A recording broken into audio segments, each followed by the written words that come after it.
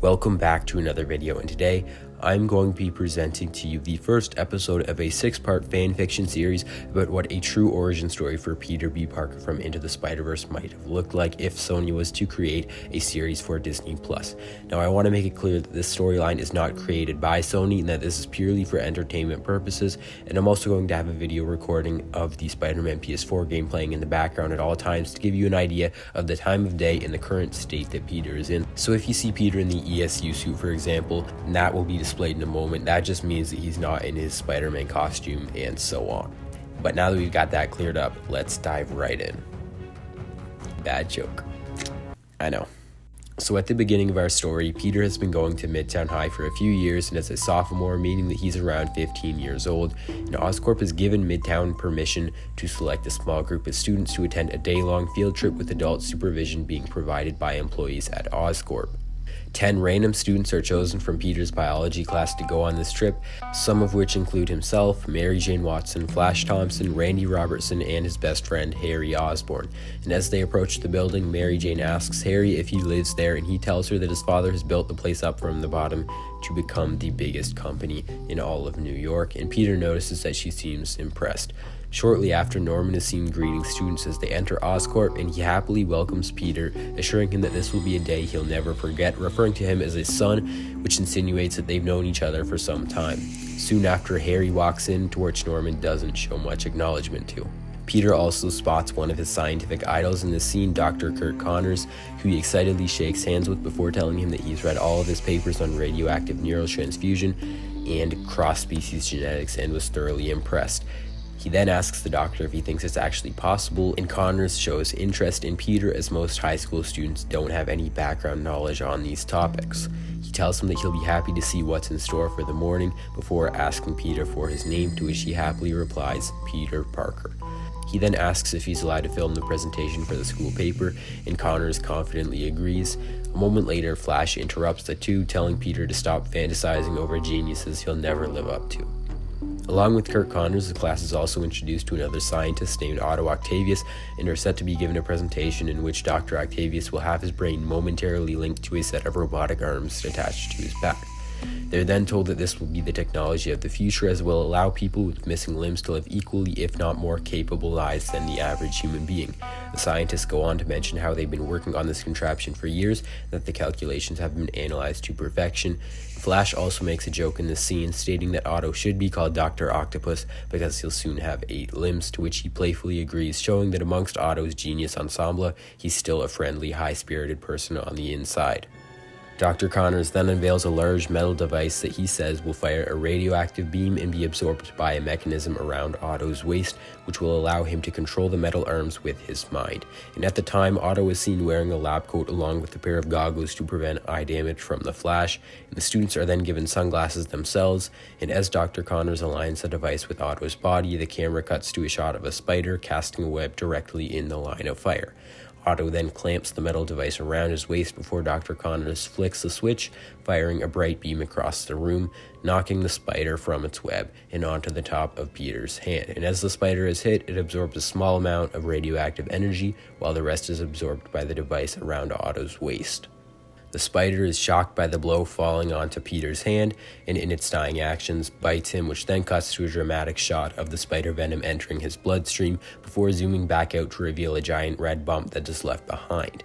Peter immediately slaps the dead spider onto the ground before wincing in pain and continuing to watch the presentation. However, due to the imbalance of radioactive energy absorbed by the panel, the arms soon begin to overtake Otto's mind, causing him to collapse in front of the students. Norman immediately calls for the students to be evacuated from the room, and the scene cuts to a close-up of the motionless spider lying dead on the floor.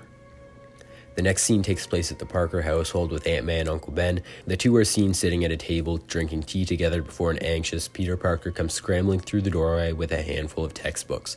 Aunt May asks Peter if everything's okay, and he eagerly shows her the video of what happened at Oscorp, and she replies in a concerned tone, stating that schools shouldn't be exposing students to situations that could potentially put them in danger. Uncle Ben tries to console May before telling Peter that accidents happen all the time, and that as long as someone's able to make sure they don't make that same mistake twice, they'll grow from the experience. He then asks if the doctor was okay, and Peter tells him that the students were forced to leave before anyone knew whether or not Otto had survived the accident. Uncle Ben tells Peter that he'll let him get back to his studies, as that's what Peter usually does in his free time, but he responds by saying that he isn't feeling too well and is instead going to take a nap upstairs.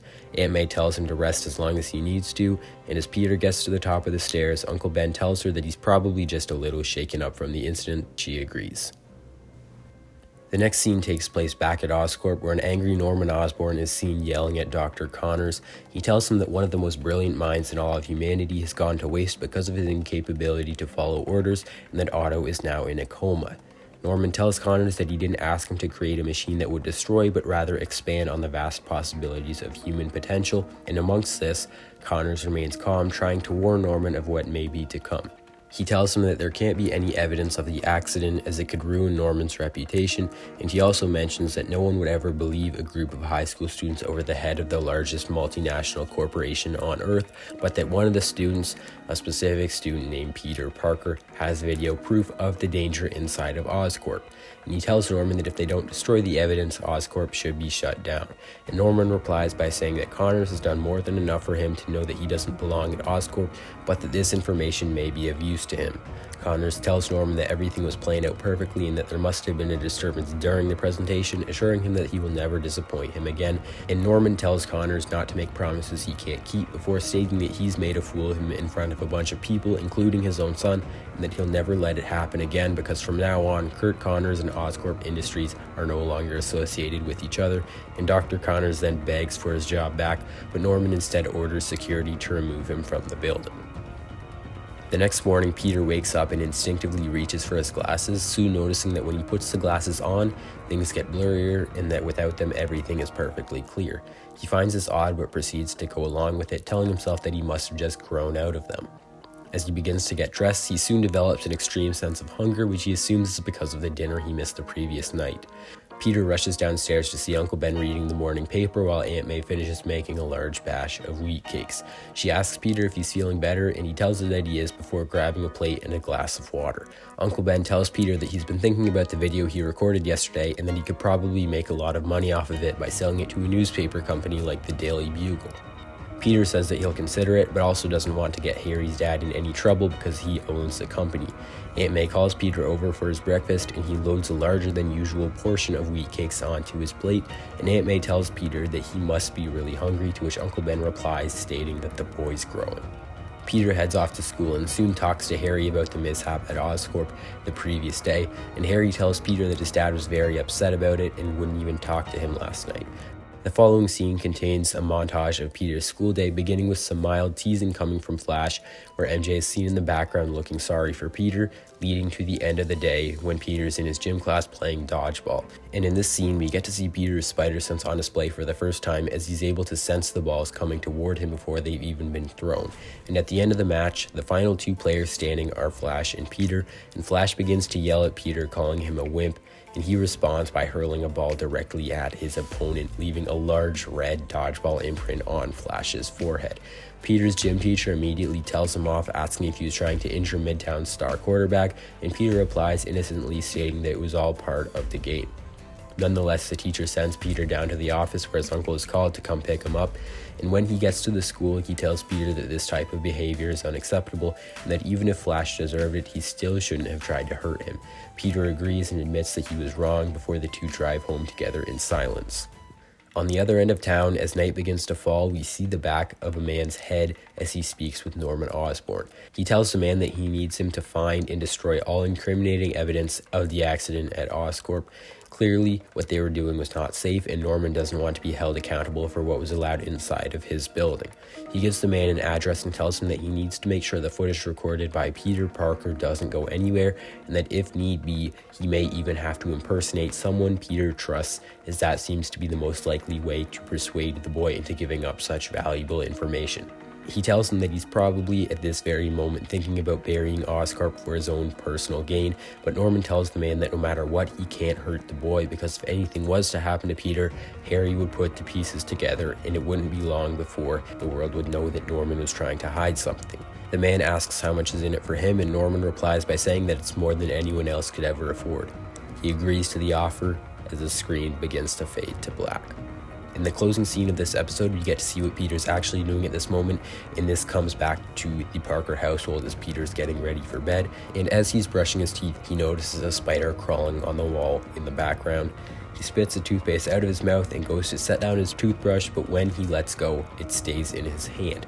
Peter flips his hand around to see the toothbrush somehow completely adhered to his fingers before glancing back at the spider on the wall and flipping his hand over again to see the spider bite. Peter's eyes widen as his mouth begins to drop, and the scene cuts to a completely black screen, followed by the end credits. But anyway, that is going to do it for episode 1 of Spider-Man Origins, written by Peter B. Parker. I hope y'all enjoyed this episode. If you want more, make sure to drop a like on this video, share it to whoever you think will find this interesting, and I hope to see y'all in the next one. I'm out.